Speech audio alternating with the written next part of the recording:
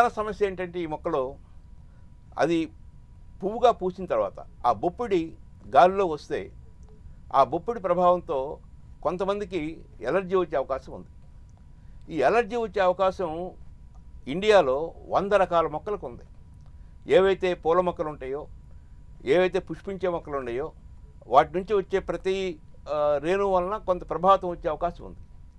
కానీ ఆ మొక్కలన్నింటిని మనం నరకటం లేదు, ఆ మొక్కలన్నింటిని మనం తీసేయటం లేదు, అది న్యాచురల్గా ఉంటా ఉంది. కానీ దీన్ని ఈ సమస్యని ఒక భూతద్దంలో చూపించి ఇప్పటి వరకు ఆ ఇంటర్నేషనల్ స్కూల్స్లో కానీ ఇంటర్నేషనల్ రెస్టారెంట్స్లో కానీ కొన్ని దశాబ్దాల నుంచి ఉంటే అందులో ఒక్కరికి కూడా నాకు దీనివల్ల ఆస్మా వచ్చింది, దీనివల్ల ఎలర్జీ వచ్చిందని కంప్లైంట్ లేదు.